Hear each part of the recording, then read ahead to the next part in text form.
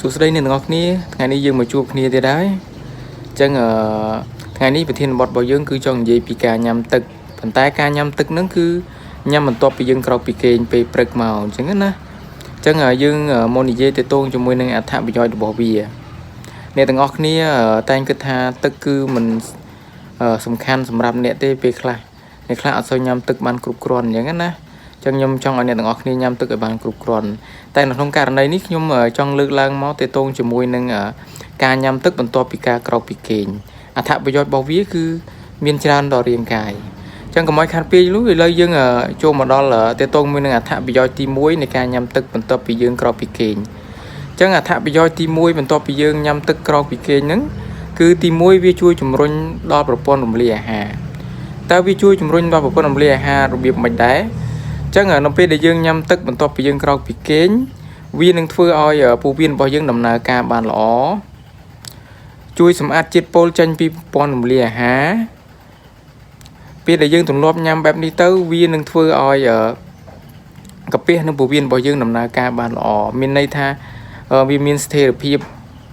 វាអត់សូវមានបញ្ហាជំងឺកាពះពោះវៀនទេណាអានឹងគឺជាអត្ថប្រយោជន៍សម្រាប់ការញ៉ាំទឹកបន្ទាប់ពីយើងក្រោកពីគេងទី2អត្ថប្រយោជន៍ទី2នោះគឺវាជួយផ្ដល់ជាតិទឹកដល់រាងកាយវាជួយផ្ដល់ជាតិទឹកដល់រាងកាយរបៀបម៉េចនៅពេលដែលយើងក្រោកពីគេងភ្លាម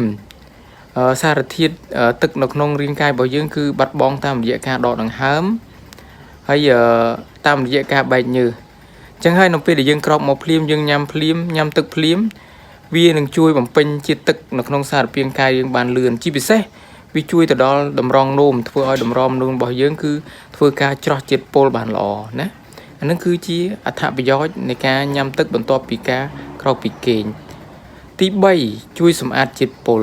ជួយសម្អាតជាតិពុលមិនការផឹកទឹកវានឹងជំរុញកោសិកាឈាមថ្មីរបស់យើង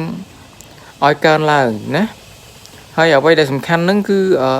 វានឹងធ្វើឲ្យប្រព័ន្ធតម្រងនោមប្រព័ន្ធរំលាយអាហារទាំងមូលហ្នឹងគឺដំណើរការមានស្ថិរភាពល្អណាអានឹងគឺជា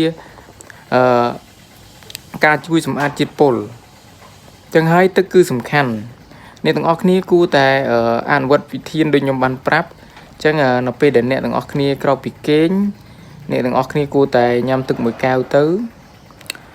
ដើម្បីឲ្យរាងកាយរបស់យើងនឹងគឺមានស្ថិរភាពល្អទី4ការញ៉ាំទឹកបន្ទាប់ពីការក្រោកពីគេងនឹងជួយបង្កើនការរំលាយអាហារអញ្ចឹងការផឹកទឹកនៅពេលព្រឹកនឹងជួយបង្កើនអត្រានៃការរំលាយអាហារនៅក្នុងរាងកាយនៅពេលដែលការរំលាយអាហារដំណើរការល្អវានឹងជួយដុតបំផ្លាញជាតិខ្លាញ់នៅក្នុងរាងកាយរបស់យើងណាអញ្ចឹងសម្រាប់អ្នកដែលចង់សម្រកទម្ងន់គឺល្អនៅពេលដែលប្រព័ន្ធរំលាយអាហារយើងគឺការបានល្អវាដុតជាតិកាឡូរីបានល្អអញ្ចឹងវាធ្វើឲ្យគីឡូរបស់យើងនឹងគឺស្រកមិនចាំបាច់ទៅទិញថ្នាំសម្រកហើយអ្នកខ្លះវិញញ៉ាំកាហ្វេសម្រកញ៉ាំអីចឹងណាឬក៏លេបថ្នាំវីតាមីនដុតជាតិខ្លាញ់អីចឹងវាធ្វើឲ្យប៉ះពាល់សុខភាពអញ្ចឹងទី5ចុងក្រោយពេលដែលយើងក្រោកពីគេងភ្លាមញ៉ាំទឹកភ្លាមវានឹងធ្វើឲ្យស្បែករបស់យើងគឺស្រស់ថ្លាដោយសារស្រស់ថ្លាដោយសារអីដោយសារនៅពេលដែលយើងក្រោកមកភ្លាមញ៉ាំភ្លាម